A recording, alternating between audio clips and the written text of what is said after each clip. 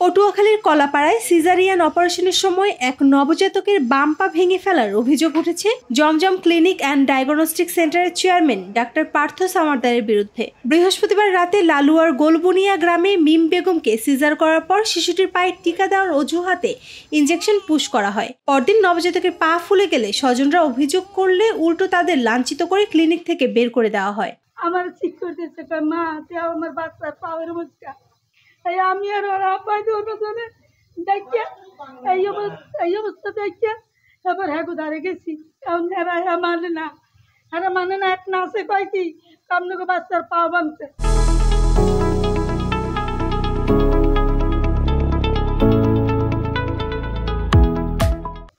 এই আমরা আবার সার্কুলার দিচ্ছি, আমি কইতেছে এই যদি সার্কুলার দেন আমাকে চাকরি থাকবে না। আমরা যেন ধরতে না পারি এই কায়দা করে সিজার 1.5 ঘন্টা পরে সুই মেরে দিয়ে গেছে, বোত মারার সুই। 3 দিন থাকবো আমরা, 3 দিনের মধ্যে না ফলে না টের পাই। এক্সের রিপোর্টের পর ডাক্তাররা রিপোর্ট দেখে বলে 1% কি আপনারা শিগগির করে অতি দ্রুতভাবে চিকিৎসা করেন। আমার স্ত্রীরে সাবল ধরছে একটা ছেলে আর আমার হালার ফল আছে একজন হাত তুলে ফেলেছে।